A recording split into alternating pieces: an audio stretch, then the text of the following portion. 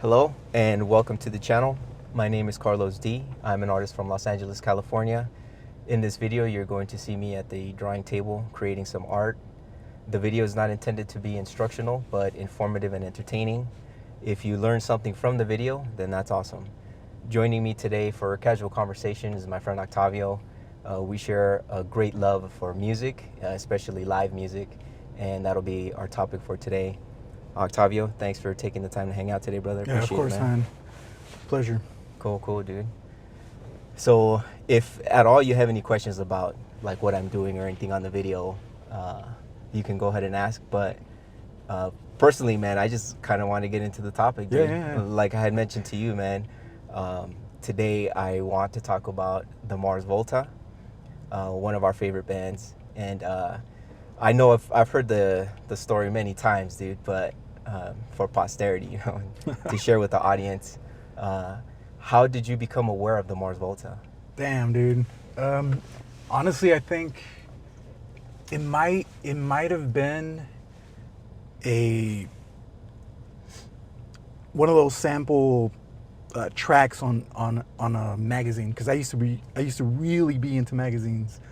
And they would come with a sample? Yeah. I mean, like Uncut magazine, and there's a few others, wow. but they would have like a sampler A CD of new shit coming out. Damn, okay. And I heard that track, I was like, holy shit, what the hell? Do you like, remember which one? It might have been Inertiatic. It was something. Damn. Or it was off of Deleuze, or just okay. you know, the early tracks. Sure. Yeah. So that's what caught my attention. Okay. And I also remember back in the day at Barnes & Noble, you would go in there and Yes. you know, you would listen to tracks, but that was after Deleuze was released. Yeah. But right when I heard it, I was like, what is this? You know, because unlike a lot of people, I wasn't yet a fan of At the Drive-In. Okay. You know, I wasn't even really aware of At the Drive-In much. Cool. So I hadn't really heard At the Drive-In at the time. Mm-hmm. You know, whereas a lot of people that got into the Volta because they were already fans of At the Drive-In. Gotcha. They just continued to follow Right on. Omar and Cedric. Yeah. But for me, Mars Volta was the intro to Omar. Gotcha. Omar and Cedric. Awesome. Yeah. Well, I'm on the same boat. I mean, you introduced it to me, and I recall you telling me about seeing them. When was the first time you saw them live, dude? Damn, dude. I saw them when they were touring for Deleuze. Well, this was with the Perfect Circle. With the Perfect Circle, I saw them. This was in Long Beach, which was my God, dude. fucking amazing. To this day, What a show! it's one of my favorite shows of all time, dude. My I mean, God. the Mars Volta opened up for a Perfect Circle. Oh my God, dude, man! Please have that happen again, please. And they Universe, had, make it happen. and since this was early Mars Volta, they still had that insane fucking energy. Oh my goodness! Where yeah, you know you have Cedric doing cartwheels and freaking jumping off the speakers. Yeah, they had that crazy ass energy, man. So when they opened up for a Perfect Circle, I was like, how the hell is the Perfect Circle going to follow this? You know what I mean? Yeah. It's just that energy. Yeah. Insane energy, man. Yeah. Personally, just contemplating that, if I were Maynard or Billy Howard, I would be like, damn, man, why do we contract these guys, man? They're stealing the show. They were but a Perfect Circle is, out of this world in themselves and stuff. But man, the Mars, when you told me that, I'm like, no way, dude. Like, how the hell can that show even be possible, man? That would have blown my mind for damn sure, man. And that was and it was only them two. Yeah. From what I remember, it was just them two. That's the Mars awesome, Volta opened up, and like I said, just an explosion of energy, man. Just my goodness, off the wall, dude. Yeah. Well, I'm gonna touch on my experience of the Mars Volta, my first experience with you. But do you remember how I gave you it was a burned CD, right? I don't remember, dude. I want to say I made a copy for you. You might have. You might have. It was those days where we were sharing music like crazy, and I remember I went to go pick you up. We were going to the mall, and you had mentioned something. I don't know if we spoke on the phone before that you had brought it up, but I knew generally, like, I have my own music playing in my CD, right? Mm-hmm. We have at that time. We had our CD books with all the stuff in there. We're just like, okay, what's on the menu today, you know? And I remember specifically that day, like, okay, I'm not gonna play anything because Octavio's gonna share something with me. And then I pick you up, and the drive from your house to the mall is just on City Street, right? It's about what, like 15 minutes of that, right? Yeah. That. Yeah. And man, you put that CD in there, dude, and I'm getting flashbacks of the emotions now, man. I literally like can draw just a blank visually. Like I don't remember ever watching the road. I don't recall what streets we went. I don't like what path we took to the mall, dude, because my mind was just going crazy with this music that I was hearing, dude. And I was just in shock, man. I was just blown out, and it was Deleuze in the Comatorium. So it was that album was just like insane, dude. And I didn't want to get out of the car once we got to the mall, dude, because it's just, this is amazing, man. What is this? What's happening? What is this music? Totally unique, man. I mean, flavors of jungle. If anyone remembers that kind of music, but there's rock. There's like wailing music, almost Jimi Hendrix style wailing, and the lyrics were just almost just baffling. Like, what the heck is this dude talking about? It was just so bizarre, but absolutely so energetic, and it was like, man, for me personally, and I presume it was the same for you, but this thing was just like, I felt the music in my body, man. It was just such an amazing experience to listen to that. And since then, man, since you turned me on to them, dude, I mean, it's just been a magical experience with these dudes up until this year, man. Right now, 2023, we got to go see them live once again, dude, after being absent for years. What a beautiful experience, man. And but I know I've said it before, dude, but I'm really grateful that you introduced me to this band, dude, because it's been such a big part of my life. Traveling, listening to Deleuze in the Comatorium, for me, every time I go to a new country that I visit, or for whatever reason I'm over somewhere else, I have a memory of listening to that album there. And and that is just, oh man, it's such a wonderful feeling to just recall those memories, dude. But when you fantastic. When you first heard the album, what was there an instrument that stuck out to you? Absolutely, man. With all due respect, with all due respect. For everybody else, yeah. Yeah, and of course with the situation of the Mars Volta currently, right? Yeah. With all due respect, John Theodore on the drums was what really shook my bones, man. I was like, it felt like this dude was playing trance jungle music, like he was playing bongos on the drum on a drum set, like man, this dude's just like all over the place, but it's so perfect, man. And honestly, I think being a musician myself, the drums has been always, maybe it's because they hold the beat, right, and they kind of give you that movement, that thumping, has always been fascinating for me to even see played, but I never had a feeling to play that instrument myself. I love it. I love listening to it. But personally now where I'm at, I play the bass guitar, but the drums just like blew my mind, dude. He's just incredible, man. John Theodore. I remember that's one of the first comments you made about the album, like, oh dude, the drums are amazing. You know, like that's exactly that. You were blown away by the drums. Yeah. I mean, that to me, I know John Theodore has been a part of a good couple groups. He was with a band, I believe, called Golden, and then he's still currently with Queens of the Stone Age, right? And I just feel like the John Theodore that was expressing himself with the energy of the Mars Volta, that's John Theodore. To me, like he was himself there. If there was ever a role where like Johnny Depp is Jack Sparrow. Oh, yeah. Like right, like that. That's it. Well, for me, on that context, making that analogy, John Theodore is John Theodore yeah. with the Mars Volta Yeah, in that energy, yeah. man, because it appeared to be so natural, Yeah. and it had the feeling of his island vibe, like culture, and it was just so perfect, man. And how these dudes managed to put it together in a rock context. Yeah. I mean, it's just so amazing, dude. But his sound, especially as opposed to now with the Queens of the Stone Age, it's kind of a weird mix. John playing for Queens of the Stone Age, I think. Sure. It's kind of a mismatch. I would agree. I can't speak on it too much respectfully. I don't you haven't listened feel to it, no? yeah I don't Okay. really feel a connection with the Queens of the Stone Age music. But if you were to tell me that just on paper, I would feel like, really, like John Theodore, is he just kind of like doing a favor or something, you know?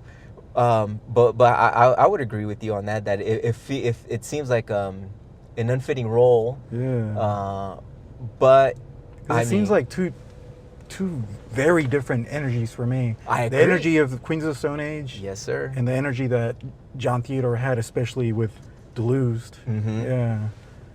That album is really, in my opinion, the Mars Volta. Oh yeah. That is the quintessential Mars Volta with, sound. Yeah. With Ike Owens, rest in peace, Yeah. my dude. I loved everything about it, man. I loved everything about it. The only piece that I do appreciate post Deluged in the Comatorium that I thought was a fantastic fit was Adrian Gonzalez on the flute, man, on the saxophone, on the wind instruments. Amazing, yeah, man, this yeah. dude was so freaking sick, man. And another thing, like, Did he come in for Francis or? I'm not too sure, dude. I'm not too sure. I'm not too sure, dude. But to think, like, of all the instruments that you have, right? You got percussion stuff going on. You got guitar going on. You got Ike going nuts on the keys. And then you bring in a freaking saxophone. Yeah, It's yeah. like, wow, dude, with effect, man. I just remember Oh my Francis God. being saxophone heavy. Like, Okay. Yeah. It might have been, That's dude. why I said, was he brought on for Francis? Yeah. I think so. I think you're right, dude. That might have been it. When we went to go see them at Santa Barbara Bowl, Adrian was with them, right? Yeah, I think so. Yeah. He wanna was. say- I Yeah, wanna he say, was. yeah. Yeah. So it Yeah. must have been Francis the Mute. It must have been Francis the Yeah. Mute. Man, talk about like adding another like solid piece to an already like out of this world ensemble of musicians, dude. Just, man, amazing, fantastic stuff, dude. And for like their new album, like I've told you before, like it didn't connect with me. I appreciate it, and I'm like 1,000,000% grateful that they got back together to make some music, and to give the fans an opportunity to hear the songs that we love, listen to them live again.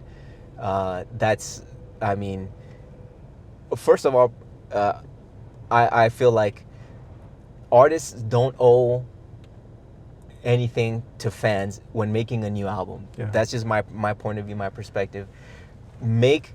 Express yourself in the way that you want to express yourself. That is the mark of an artist. Like, do you, right? Do your thing, express yourself. If you're an entertainer, I differentiate. Not just because everyone is on stage singing, I consider them all artists or entertainers. There are artists that sing, and then there are entertainers that sing. Yeah.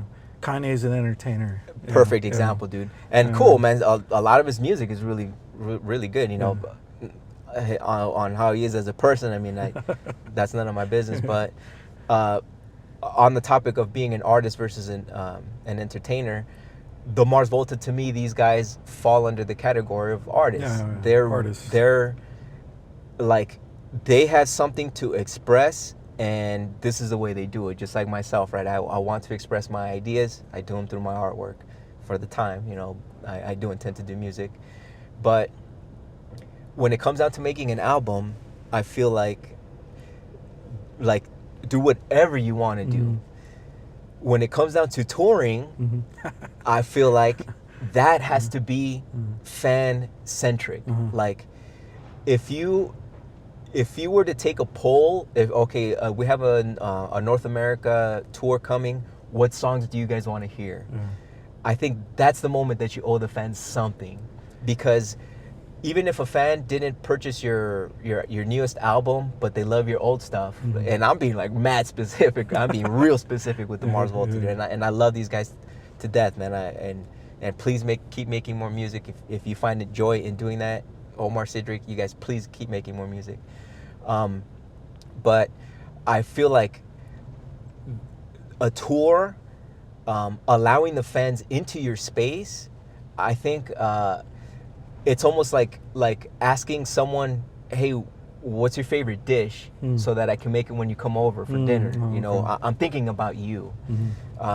Not that they owe that. Again, this is just my point of view. My point of view is that if bands were to really be considerate of their fans, I think that they and the fans would have a greater experience of their live performance.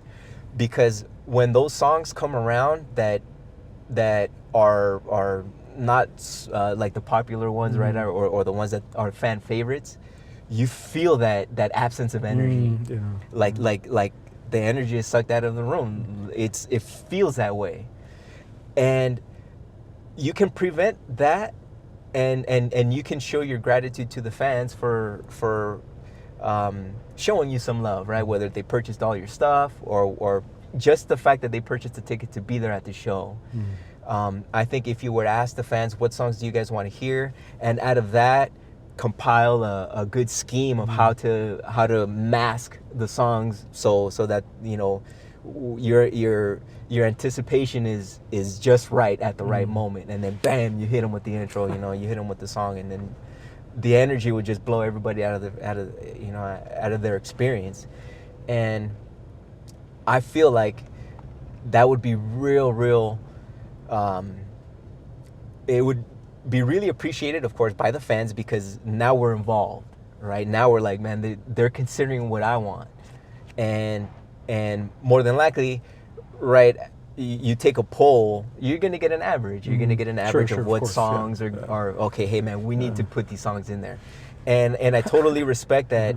When you're doing a tour because of an album release, you want to market that as well. But from my personal experience, I've never heard a song live that has changed my mind about that song. that wasn't like one of my favorites. My experience with many bands has always been like, okay, this is that one song. Okay, cool. You know, it's awesome. You know, I'll write it out, cool. But hit me with the one I want, man. You hit me with the one I want. I mean, you're gonna have me in tears, man. And it's happened, you know. For me, the simple answer to that poll would be, well, play Deluged. Play Deluged in its entirety. I'm good. Sprinkle in some Francis and some other hits from other albums, but yeah. That's the easy way out. that would be my answer. Yeah. But I will go to that show 10 times a year, every damn year, dude. Absolutely, man. You can't go wrong with that album. It's just so fantastic, man. Which some bands have done. Interpol, Turn on the Bright Lights tour. Now AFI so awesome. is doing their tour for the Sing the Sorrow. Yeah. I respect that, man. I respect that.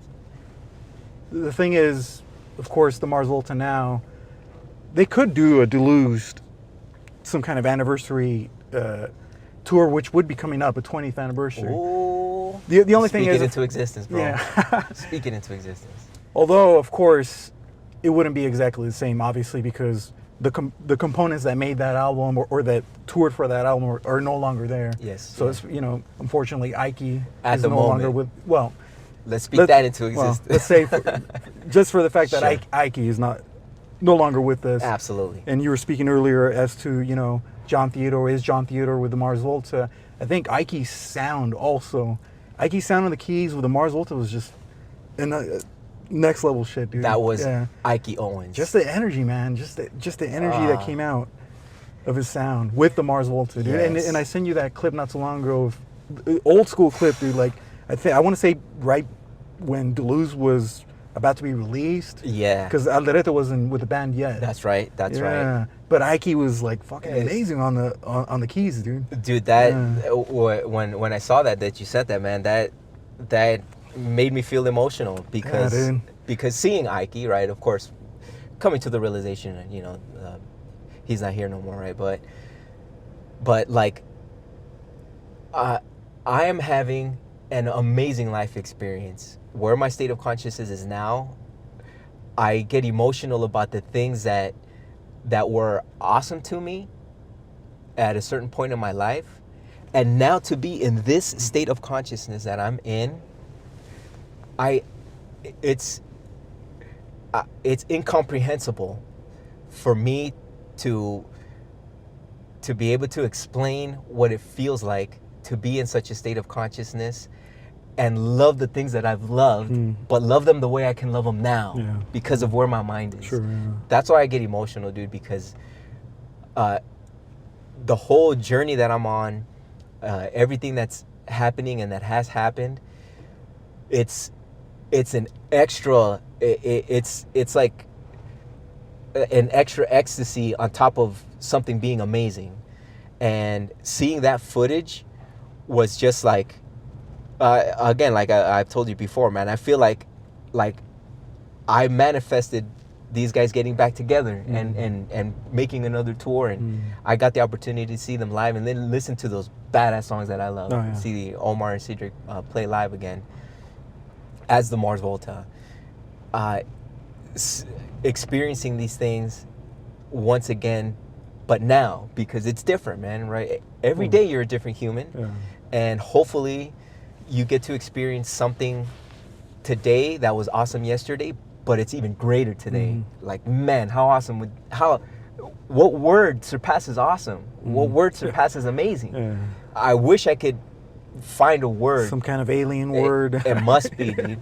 Because I feel it, but I can't express it in language. It's not sufficient, So when I see footage like that, or even, I think the one that you sent me a couple months ago, think about it, dude.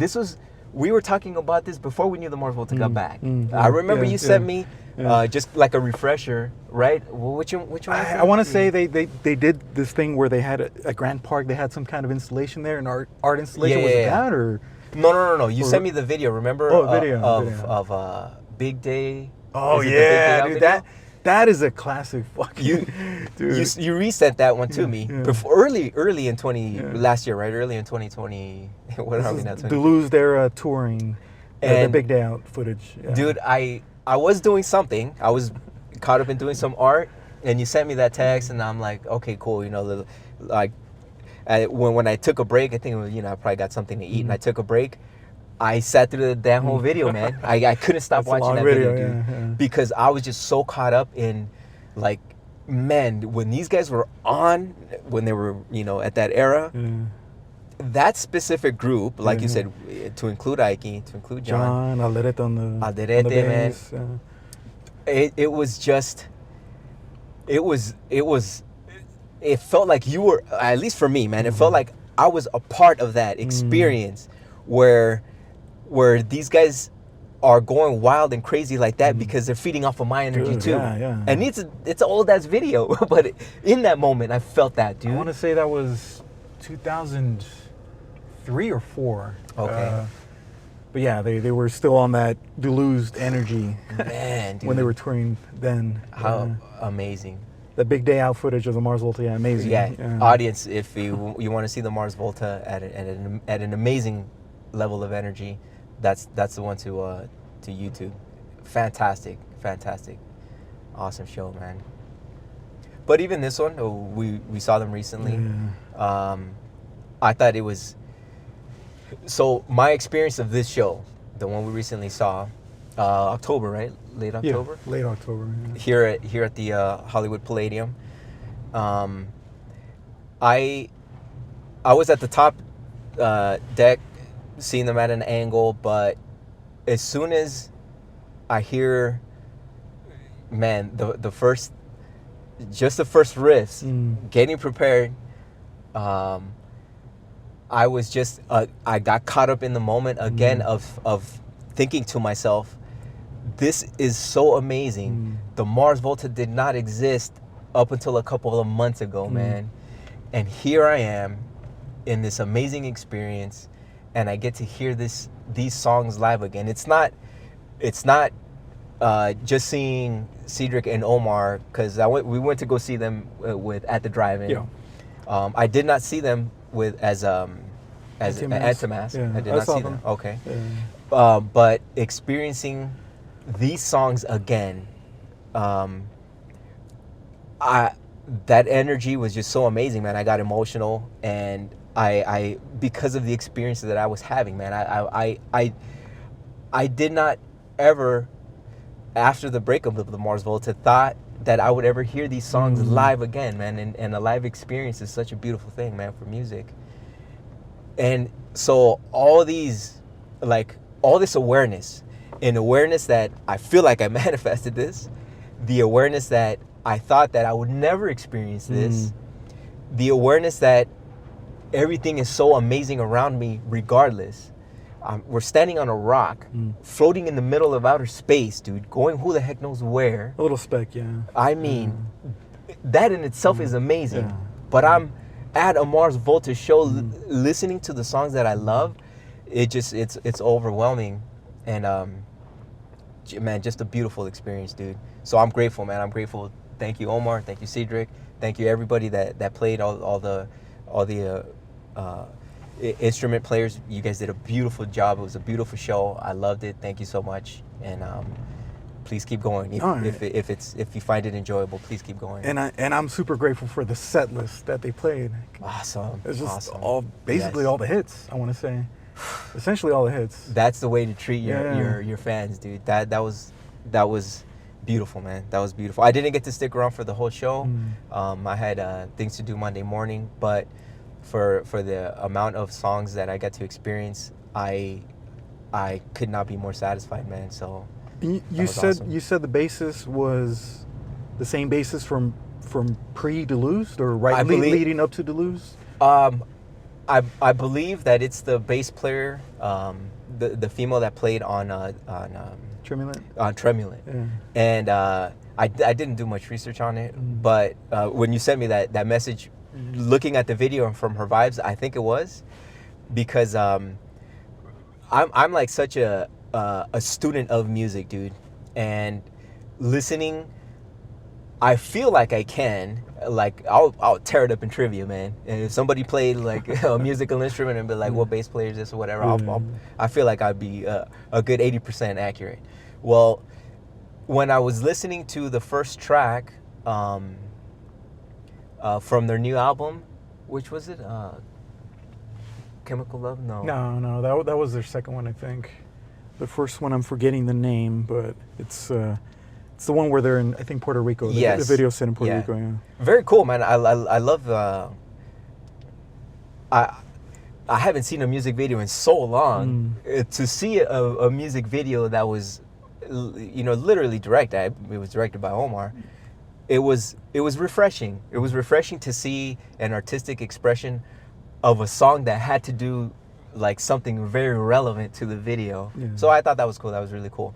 But in listening to the tone of the bass, immediately I was like, man, that's a familiar tone. That is such a familiar tone.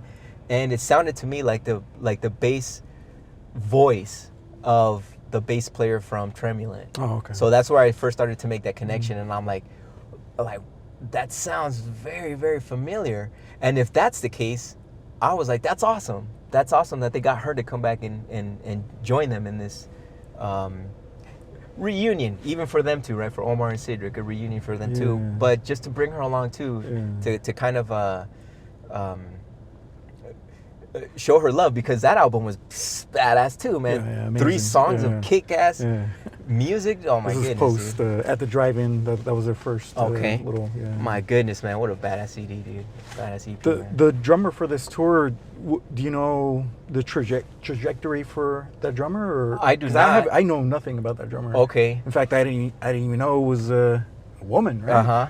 So in following the Mars Volta and Cedric on Instagram, I saw that there was a post of like they were like posting their lineup, right? Who's going to be joining them for the tour, and I see the drummer, and of course, probably like a good 90% of the fans are like, "Who's drumming?" Right?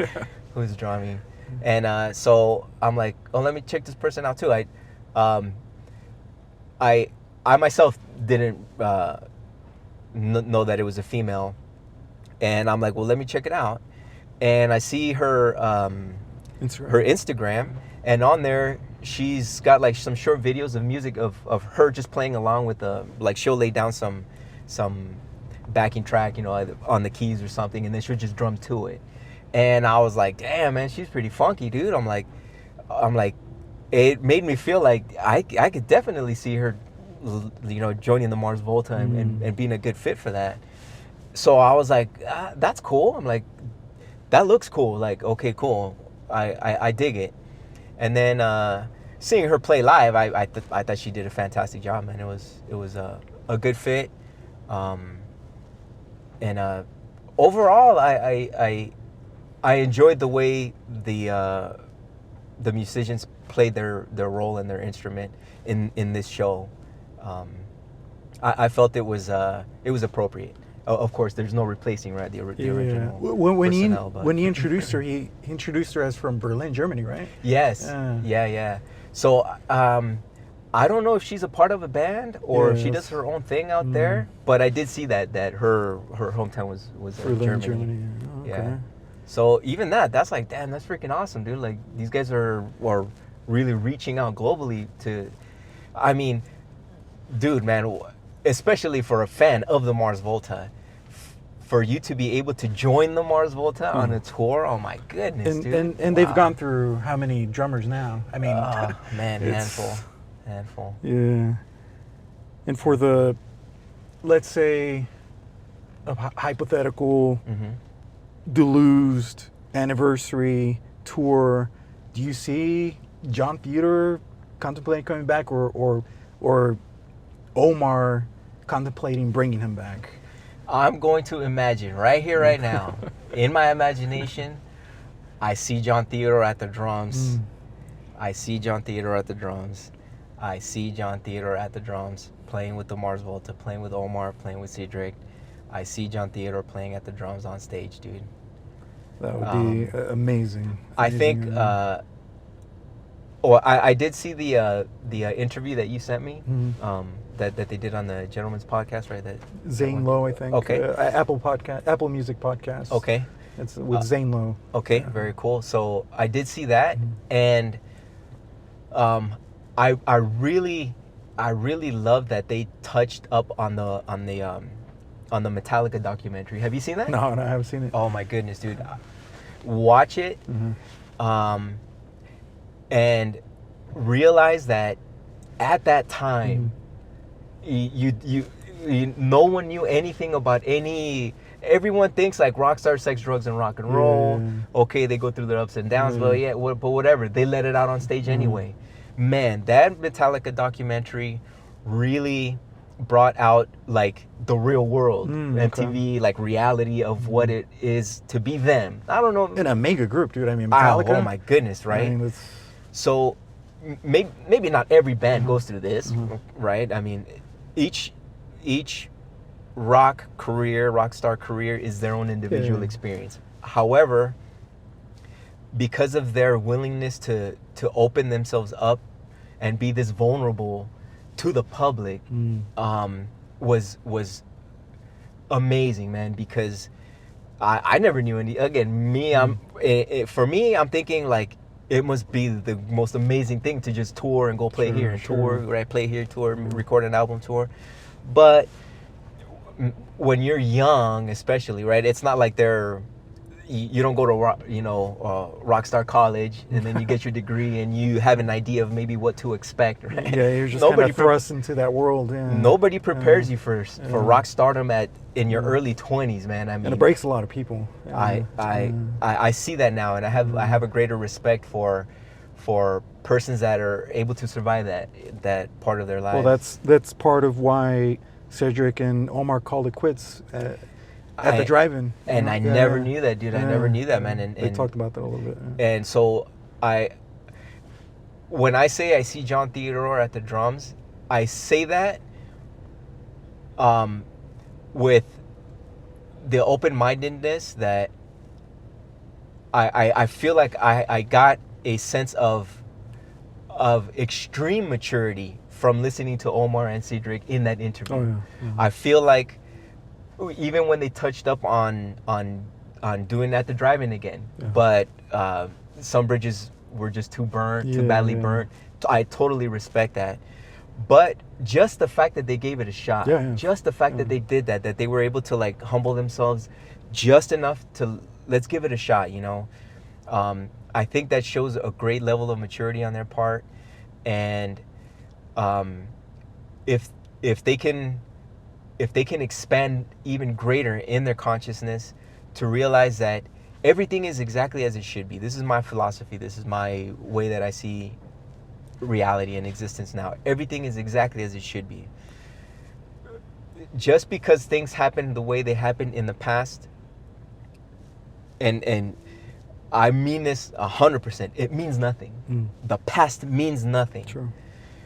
If you were to get amnesia right now, and you were to be like, who am I? And I were to tell you, like, dude, you're the most badass soccer player that we have on our team, dude. You know what? Don't even sweat the past. I'll get you back up to date, and we'll start hitting the field again. The effect that'll have. Yeah. That right there would be, that must be true, right? The reality that I'm experiencing right here, right now, has nothing to do with the past. Hopefully, you can learn from it, and if you can't, then shake it off. It is what it is. It's done. You are not the same human you were yesterday. So what does that say about the human that you were 10 years ago? You're even further detached from that human, right? For me, if they can come to a state of consciousness where they're like, the past is done, and can we do something awesome right here, right now, with Johnny? Can we do something right here, right now? Something awesome. Forget the past. The past doesn't mean anything. We're done. What about the future? The future is the only thing that we have to say so. Can we do something amazing? Can we just blow the lid off of every stadium, arena, everywhere we go by throwing Johnny back in the mix? Oh my goodness, dude. That if they can reach that state of consciousness where all that matters is what is amazing. And that's what it comes down to, really, because the answer to can they is, yeah, definitely they can. You know? If think about it, if all that mattered was doing the most amazing thing every single day, if that's the only thing that mattered, well, I got my heart broken yesterday.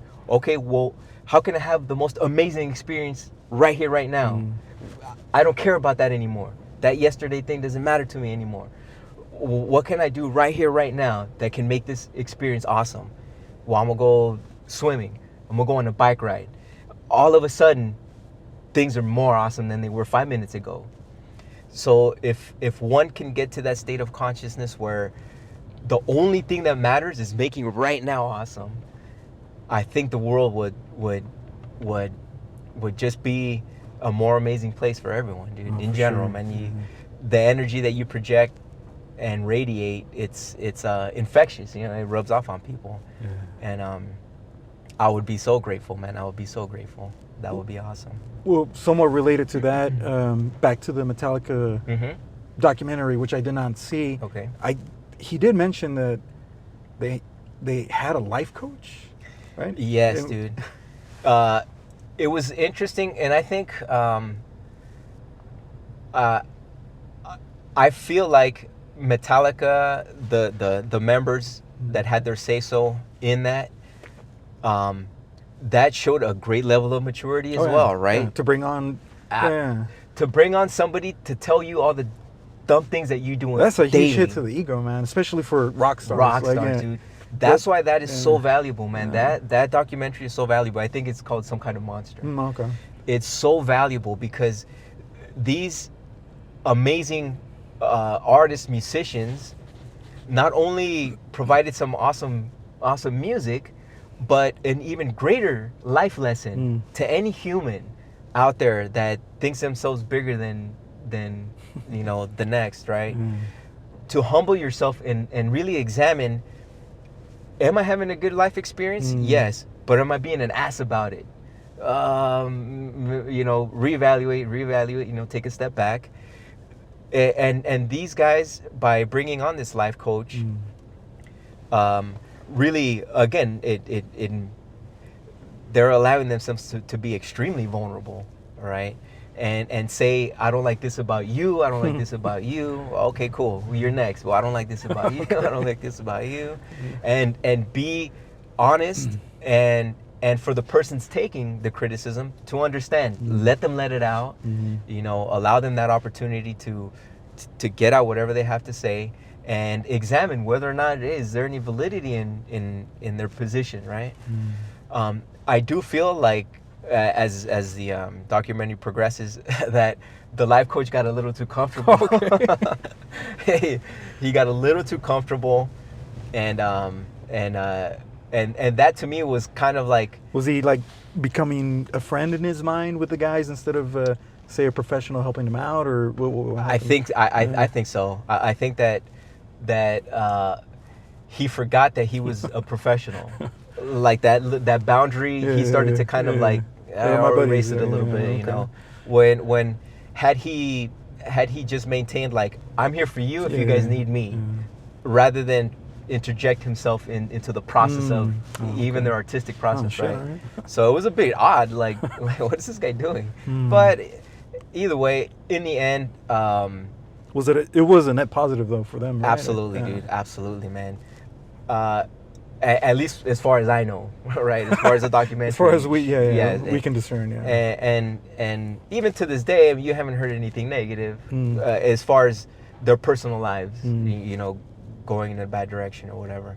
So I would say that they absolutely benefited from it, and but just the residual effect from that documentary. Look at what it allowed persons in their same career sphere, to benefit from it. Omar and Cedric, like maybe we should reevaluate individually, personally, like what am I doing with my life? Like why is all this drama happening? And when us from the outside looking in, we're like, oh, those guys are rock stars, life must be the best when they're going through their own difficulties in life, But very educational, very informative, I think, that documentary, and entertaining. Very cool. What did you make of they talked a little bit about, I think it was Neil Young, that they said when the calling comes to create music, he would just up and leave a wedding or some family gathering because he has to go create. And of course Omar had another take on that. What's your how do you feel about it? I think that is every individual experiences life in their own way. Exactly. Regardless of what your profession is or what your passion is, everyone has their own way to deal with the situations. If that was Neil Young's thing, then that's his thing. Then that's his thing. And man. That's his thing. Do you remember the soundtrack to Dead Man? Johnny Depp, Dead Man, 1995. Vaguely, it was but an amazing soundtrack. And I was going to say that I don't remember the specifics of it, but I remember it feeling like, wow, this is outstanding. And it was like an amazing soundtrack. And I mean, if you get a chance, check it out. It's on the. I'm gonna have. It's on the DVD. I'm sure it's on the Blu-ray if they ever release it. I'm not sure. Okay. But on the DVD, it shows the making of, I guess, and the soundtrack. And he's watching the footage and just right there riffing on the guitar in reaction to the footage. And that's awesome. It came out amazing, dude. That's awesome. So that guy's in my mind, a genius, also musician. But like you said, everybody has their own approach. It works for him to just. He needs to heed the call right at that moment and just up and leave and go create. But for someone like Omar, his take is almost, not to say opposite, but his priority is being there in the moment with the family. And you know what? On these, when someone says, a story, right? Let's call this the legend of Neil Young, right? Yeah. Because everyone, who knows, Sure, right? Yeah, yeah. I wasn't there. Maybe somebody's just He didn't quite leave the wedding in the farsing. middle. Yeah, Yeah. yeah. I'm gonna make an analogy to Frank Frazetta. Are you familiar with Frank Yeah, Frazetta? the Conan, Yes, the artist barbarian of that artist, style. absolutely amazing artist. Yes. Yeah. So all his life, he would say, I don't do anything from reference. I don't do anything from reference. And once he passed away, they found a lot of references. Yeah, Right? exactly. So you never really truly know. Yeah, so you never really truly yeah. know. It might just be spicing things up or whatever. Either way. Or it makes for a better story, simply. Sure, you know? absolutely. Absolutely. It's sexier that way. Yeah. And that's cool too, you know, but everyone has their way of finding what makes them go. I mean, do you find yourself in moments of creativity at random places, say, and do you feel the need to, like, holy shit, I got to go and put this down, or, you know, capture the sound? You know what? Not all the time, but I have had those times, dude, where I can recall sometime last year, in the middle of last year. Especially with sound, it's tricky. I mean, Yes. if you lose the sound, I mean, yeah, bro. Whereas, you know, so, an idea or something you can jot down with words is different. You nailed it, dude. You nailed it. Because with art, it's easier to hold that picture. Sure. Okay, sure. I have exactly. I have a kind of funky face in my mind. Okay, let me try to remember that once I get back to the drawing board. But with sound, it's like, oh man, it's going away. It's going away. It's going away. And there's been times when I'm at the gym, and for whatever reason, I start feeling funky about something, and then, like, oh man, I hear a beat in my head. I hear a beat in my head. Like, oh man, I gotta get this thing out. If I were more schooled, then I probably would be able to just write it down, just make the notes of it, right? Yeah. A G D A G D E, whatever, right? And then just get back. Once I get back home, turn the amp on, and then get that tune back going.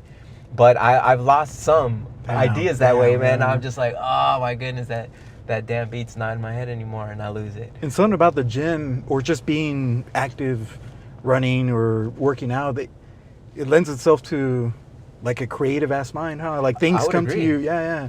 A lot of things. Also, when I haven't been to the gym much lately, but sometimes when I do, if I'm on the treadmill or just working out, like, it's just these creative thoughts come to mind more than just other instances throughout the day. It seems like baking bread. Yeah. I would agree 100%, dude. At least for me, from my experience, I would agree 100% because it has been either I'm at the park or I'm at the gym, or I'm caught up in some physical activity. You know what's maybe it's an interesting thing that you bring that up, but I specifically recall, even in playing soccer, I feel like I know, like, if this gets popular, somebody's gonna call me out and say, "Oh, let me see the footage," right? Oh, okay. That I've come up with like soccer moves and soccer tricks with the ball that I've never seen. Oh, okay. Anyone on any video on anything. They're definitely gonna ask for the video. Yeah. So okay, just wait for it. Just wait for it. And I have a high level of awareness of everything that I'm doing. So when those moments have happened, I'm like, wow. I feel like it came out because I heard something in my head. It's almost like I was just dancing to it, and then this thing came out of my legs, like whatever movement came out. And then I'm like, oh man, that was awesome. And I'll try to master it. And once I lock it down, I look around, right, to see if that move's been done or if this has popped up anywhere. And although it might be harder to search, like, what would you call the move? And yeah, just looking at tricks, right? Soccer tricks, hundreds of videos, right? That's what I used to do. I haven't done that in a while, but I still have done those tricks that I've never seen anyone. So they're in my back pocket. Okay. Don't I'll let the people see. It'll come out. Yeah. But in those moments when that has happened to me, that came out because I felt like I was moving to something. I wasn't just like juggling the ball.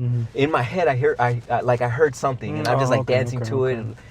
Maybe it is something subconsciously that I have heard before, but in my head, I'm just playing around with sounds or whatever, and then something like, it's almost like the physical equivalent of the sound is being expressed. That's what I was gonna say. It sounds like it came out of like some kind of sonic energy or. Yeah, man. Good way to put it. And those moments were pretty awesome, man. They're like cool. It's something unexpected. Like, I wasn't thinking to myself, what move can I come up with that I've never seen, right? Or what technique or trick or whatever. It's almost like caught up in the moment of joy. Maybe the subconscious mind is just so relaxed that you unaware are literally on another level from the general and the average and maybe even the top level of, let's say, athletes in this instance, where you develop something just naturally, but because your mind was just so maybe loose, free, and relaxed, and so just in the moment, that this thing just came out. That thing just came at you, which is kind of like how Omar described it in that podcast. He said something about like he feels like he's like an antenna to these things that just come, and that's why he personally wasn't too worried about up and leaving that family gathering to go create that thing, because he said if it'll either come to him later or someone else will pick it up. That's awesome. That's awesome. That's his view put that anyway. way. It's out there in the ether, say. I would agree 100% on that. I would agree 100% that my outlook is that there is this sphere of the collective unconscious, that tons of information is going out there as thoughts, and these waves of thought are just kicking it out there. So if you don't express them, someone is going to express them, because it's just there. And if one is in the appropriate receptive wavelength, of brain activity, it'll just drop in, bam, and then all of a sudden, I have a cool idea. We probably will never know whose original idea it was, right, per se, but if you express it first, then cool, it'll be credit to that person. Also, Rick Rubin, similar mindset, in the sense that he feels like ideas are out there, and when their time has come, and if someone doesn't take it, someone else is going to create that idea. So it's... Oh man, I love Rick Rubin, dude. And man, if Omar and Cedric find it so convenient and they allow themselves to go to that space, man, if Rick Rubin were to produce another Mars Volta album with John Theodore in back in the day, dude, it would I think the moon would explode, man. But I'm for that, 100% for that. But grateful either way, man, right, for these guys to be in the right mind space, comfortable enough, humble enough to be able to reunite and go at it again. What about Alderete coming back to Mars Volta? Is that a possibility for you, or is he just like kind of retired essentially? I don't know what age a musician would feel like is appropriate for them to retire, right? Like, just look at the Rolling Stones, dude. Exactly, right.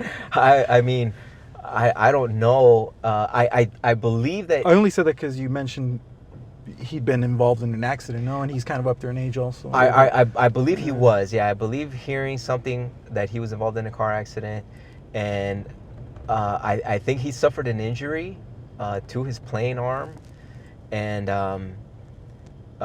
he is up there in age. The dude is outstanding bass player, man. This dude is a maestro in my opinion.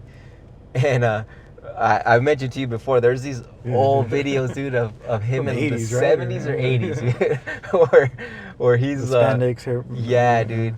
Funny, but you really see how masterful this dude was even back then, man. So You said they were instructional videos, or is it just? yes, it felt like they were instructional videos. He's going through modes and scales. Oh, okay. And he's yeah, they were instructional, and funny or looking back, right? Funny to see him in that in that look. But I mean, having been a professional musician for so long, this dude is a maestro, man. He's just a badass. I don't know. I don't know if that were to happen.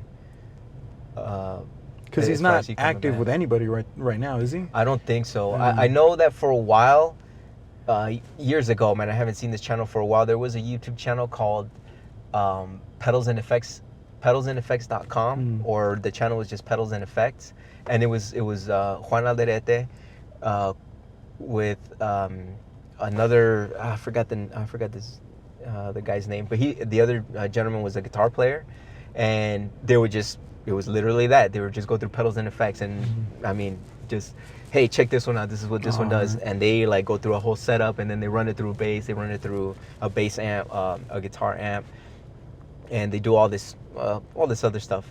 Really cool. I haven't seen it in a while, so I don't know if he's still involved with that, but I'm guessing it's on YouTube, right? It is on YouTube. Yeah, it was a YouTube channel, Pedal and Effects. I don't know if it's still on, but he was a part of that for a good minute. I'm just thinking in terms of a full Deleuze lineup coming back, the possibilities, if he's even a realistic option in terms of, his health or or his playing abilities. If he can, I mean, it would be awesome to see him back on stage. But also, I think it would be awesome to have Adrian Gonzalez back on, man. Like, I'm such a fan of this dude's saxophone playing flute. I mean, oh my goodness. And it's such a badass fit for them because he runs his instruments through effects, man. And I remember one of the episodes from Pedals and Effects with Juan Alderete. He had Adrian on there, and this dude was just wailing on a saxophone, but running it through effects. And I was like, oh my man, this dude needs to be on the big stage again, man. So hopefully, man, we'll see. You don't know if he's currently active with some band or. He is. He lives in at least last I recall, I think in 2019 was the last time I kind of like followed up on his stuff. He's teaching music at a university in Mexico. Oh, okay. I think Ciudad de Mexico. Oh, okay. And he's one of the professors there, teaching winds. I would love to see this dude a part of something, but he does every now and then. I think he does a lot of like hip hop tracks. Oh, okay. Adding the instrumental portions, and but that dude's awesome, man. He's a perfect fit for the. Well, if he could come back and Alderete and John Theodore, dude, that would be fucking amazing. Yeah, man. dude, that would be so awesome, man. All right, dude. Well, it looks like we're near the end of this video. To the audience, I would like to say thank you for hanging out. If you enjoyed the video and you want to show some love, the best way to do so is to pick up some merch, get yourself a t-shirt, a hoodie, or some stickers. If you want to get in contact with me for a commission, you can do so through Instagram or email. And lastly, feel free to share the video and spread the word about the channel. I greatly appreciate the support in helping the channel grow. Octavio, do you want to say anything on closing the video? I had a great time, man, and maybe we can do it again another time. Absolutely, man. There's a million things we can talk about for hours. So. Music, oh yes, talk for hours, absolutely. Cool. Well, thanks again for taking the time to hang out, man. Appreciate it, dude. Yeah. And to everyone out there in this amazing spiral, take care, enjoy life, and be kind. Peace.